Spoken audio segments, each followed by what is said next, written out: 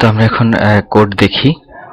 কোডে আমাদেরকে যেটা করতে হবে, গত দিনের প্রোগ্রামটা আমরা দেখি। গত দিনের প্রোগ্রামে আমাদের যেটা ছিল সেটা হচ্ছে যে আহ, সেটা হলো এরকম যে একটা ইনফাইনাইট লুপের ভিতরে এসে আমি বারবার এডিসি থেকে এডিসি থেকে কনভার্ট করে এডিসি ভ্যালুটা নেব, এবং এডিসি ভ্যালু যদি 150 এর চেয়ে ছোট হয় সেক্ষেত্রে পোর্ট বি তে আমরা এফএফ দেখাবো, আর যদি তা না হয় সেক্ষেত্রে পোর্ট বি তে 0 দেখাবো। এবং এর মধ্যে আমরা কি করব যে পিন সি ডট টু যে বিটটা, সেই পিনটাকে আমরা ইনপুট হিসেবে ব্যবহার করেছি, এবং pin C pin C two যেটা পিসি টু যেটা সেটাকে ইনপুট হিসেবে ব্যবহার করেছি। এবং ওই পিনে যদি আমি অন প্রেস করি সেক্ষেত্রে আমাদের একটা পোর্ট ছিল, যে পোর্টটা হচ্ছে ডিডিআর ডি, যে পোর্টটা এই পোর্টটাকে শিফট করবে, up up up up to down shift আর ডাউন টু আপ। একবার প্রেস করলে আপ টু ডাউন শিফট করবে, আবার প্রেস করলে ডাউন টু আপ শিফট করবে। এই টাইপের একটা কোড ছিল আমাদের। সিমুলেশনটা ছিল এরকম। আমরা একটু দেখি যে এখানে ডাউন টু আপ শিফট হচ্ছে। আমি যদি প্রেস করি তাহলে আপ টু ডাউন আবার শিফট হবে। মানে আমি যদি প্রেস করে ধরে থাকি, মানে যদি অন দেই তাহলে আপ টু ডাউন, আর যদি 0 দেই তাহলে ডাউন টু আপ। ব্যাপারটা ছিল এরকম যে নরমালি এখানে 0 দেওয়া আছে, যার জন্য ডাউন টু মানে আপ ডাউন টু আপে শিফট হচ্ছে। যদি আমি প্রেস করে ধরি তাহলে আপ টু ডাউন শিফট হবে। এটা ছিল আমাদের কোড। তো এখন আজকে আমরা ইন্টারাপ্ট দিয়ে কাজটা করব। ইন্টারাপ্ট যেটা করব, আমরা এখানে একটা জিনিস খেয়াল করি যে এই যে কাজটা হচ্ছে, আমি যদি এইখানে যদি আমার কোনো কারণে কোনো প্রয়োজনে যদি আমার এখানে আহ, যদি আমাদের ডিলে ইউজ করতে হতো, এখানে যদি আমাদের ডিলে ইউজ করতে হতো, সাপোজ 500 মিলি সেকেন্ড আমাদেরকে ডিলে করতে হবে, এরকম যদি আমার কোডটা হতো সেক্ষেত্রে যেটা করতে হতো আমাকে, যে এখানে কি হচ্ছে যে এডিসি রিড করার পর, আচ্ছা আমি রিড করার এখানে না, ইফ এর ভিতরে না, রিড করার পরে সাপোজ আমাকে এখানে একটা ডিলে করতে হবে। তো যেটা হচ্ছে যে এইখানে যখন ডিলে করবে তখন আমি সুইচটা কিন্তু চেক করছি আমি এইখানে এসে। সো যখন এখানে ডিলে করবে তখন কিন্তু সে সুইচ চেক করতে পারছে না। তার মানে যে এই ধরনের কোনো কন্ডিশন যদি আমার হয় যে আমাদের এক্সিকিউশনে টাইম অনেক বেশি লাগতেছে, সুইচ যেটা ইনপুট নেওয়ার জন্য সময় আমি খুব কম পাচ্ছি, অর্থাৎ এখানে ডিলেতে বসে থাকলে আমাকে এই সুইচটা হয়তো আমাকে এখানে প্রেস করে ধরে থাকতে হবে, বা এই টাইপের একটা ব্যাপার। তো সেসব ক্ষেত্রে এখানে আমরা ইন্টারাপ্ট দিয়ে কাজটা করতে পারি। সেটা হচ্ছে এইভাবে। তো ইন্টারাপ্টের জন্য আমাদের যেটা 3টা কাজ করার কথা, এই 3টা। তো এর আগে আমাদের একটা কাজ করতে হবে, সেটা হচ্ছে যে একটা হেডার ফাইল ইনক্লুড করে দিতে হবে। সেটা হচ্ছে ইনক্লুড ইন্টারাপ্ট ইন্টারাপ্ট প্যাচেজ। এটা আমাদের কেন ইনক্লুড করতে হবে সেটা আমরা বলছি একটু পরে। আহ, এরপরে আমাদেরকে যেটা করতে হবে, আমরা এখন যেটা করব সেটা হচ্ছে যে আমরা একটা ফাংশন লিখব, init int 0। এই ফাংশনের কাজ হবে, আমাদের এই ফাংশনটার কাজ হবে int 0 যে ইন্টারাপ্ট আছে এই ইন্টারাপ্টের উপরে এই 3টা অপারেশন করা। তো লিখি আমরা ফাংশনটা, এখানে লিখি, এখানে আমাদের মেইন শেষ, এখানে আমরা লিখি void init int 0।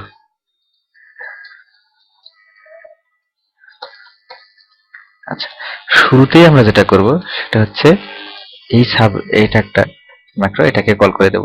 এই যে এটা যে এটা হচ্ছে গ্লোবাল ইন্টারাপ্টকে এনেবল করে দেবে। এইটা এইটা এটা কল করার জন্য আমাদেরকে এখানে এই এটা হচ্ছে ইন্টারাপ্ট ডট এর ভিতরে, এই ইন্টারাপ্ট ডট টাকে আমরা এই জন্য ইনক্লুড করে দিলাম। এবার আমাদেরকে এই 3টা অপারেশন করতে হবে, যার প্রথম অপারেশনটা করতে হবে এস রেজিস্টারের উপরে।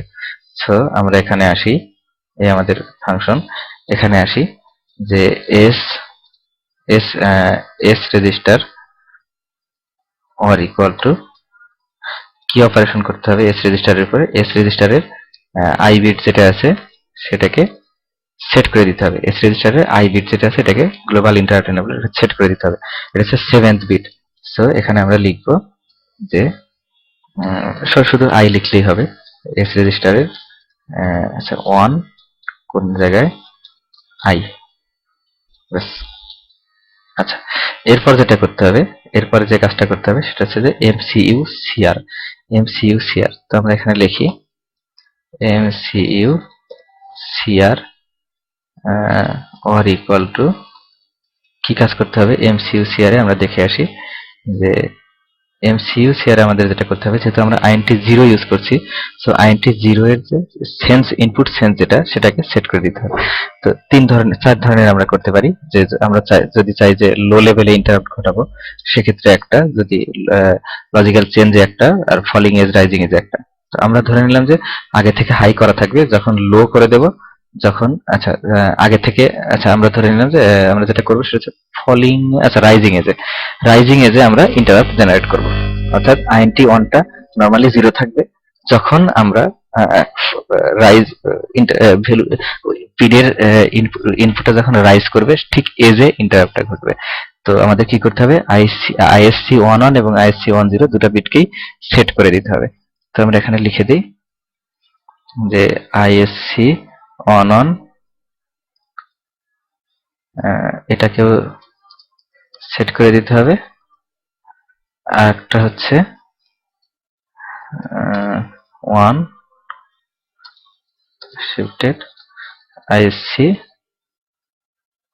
সরি মিস্টেক হয়ে গেছে, এটা হচ্ছে ISC1 না, এটা হবে হচ্ছে এটা ISC01 আর ISC00, ISC01 ISC00 এই দুটো বিটকে সেট করে দিতে হবে। এরপর যে অপারেশনটা করতে হবে সেটা হচ্ছে enable individual interrupt, এটা হচ্ছে GICR। সো GICR এর উপর আমরা যেটা কাজ করব যে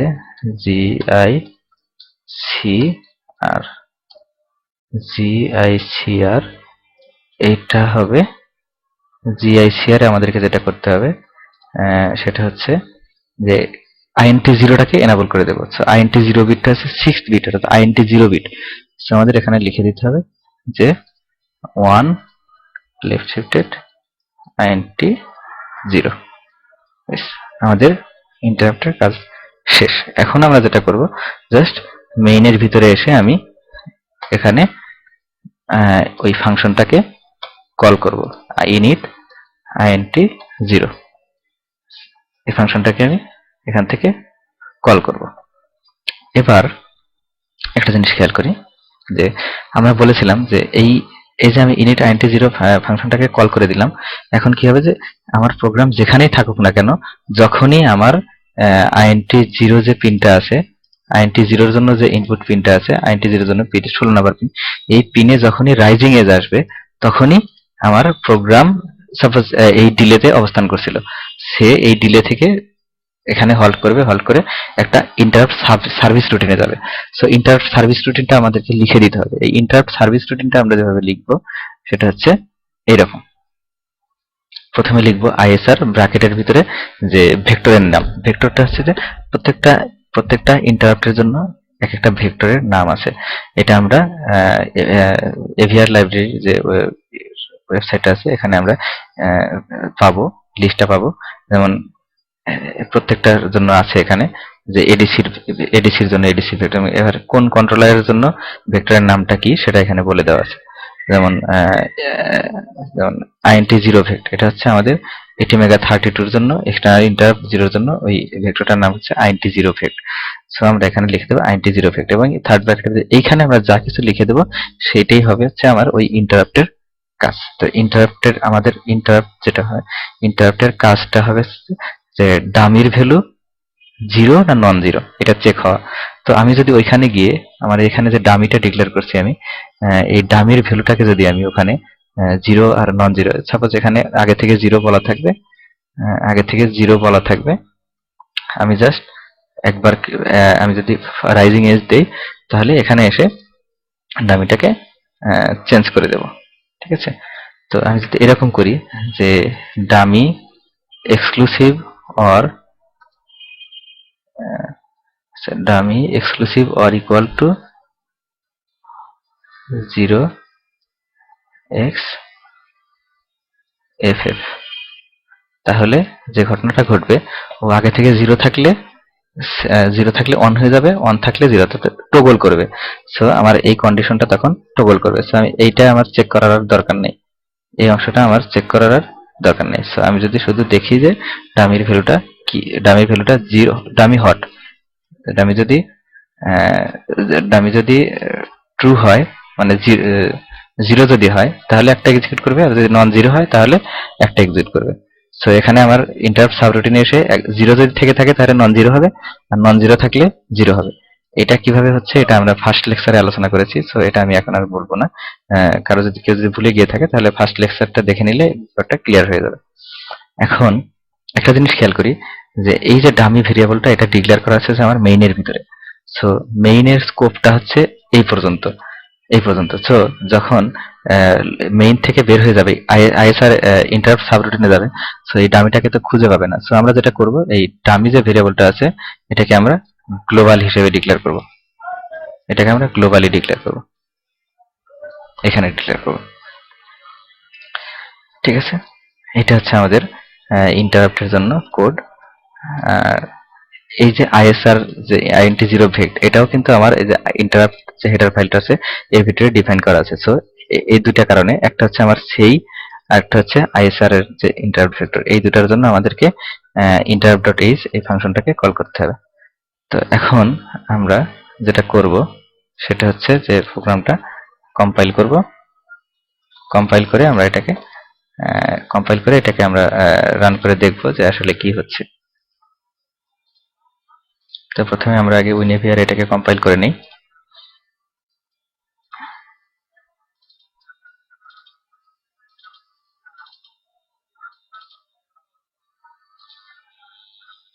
কম্পাইল করে নিই। কম্পাইল করার পরে আমরা এটাকে এটার আউটপুটটা দেখব। আচ্ছা, আমাদের এখানে দুটো আই আনডিক্লেয়ার্ড ফার্স্ট আই, আচ্ছা আইটাকে চিনতে পারছে না। এখানে এভিআর আইও ডট এইচ, আচ্ছা আমরা এখানে আচ্ছা সেই দিয়ে কিন্তু আমাদের এস রেজিস্টার আইয়ের কাজটা কিন্তু হয়ে যাচ্ছে। সো এটা আমাদের আসলে না লিখলেও হবে। সেই এর কাজটাই হচ্ছে গ্লোবাল ইন্টারাপ্টটাকে এনাবল করে দেওয়া। ঠিক আছে, আচ্ছা আরো এরর পাচ্ছি আমরা।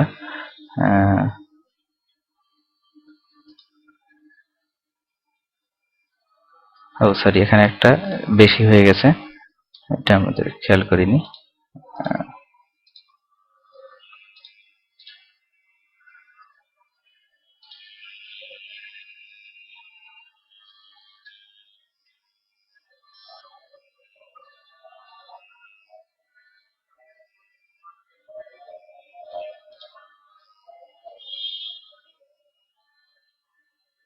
আচ্ছা, সেইটাকে নিচ্ছে না কেন?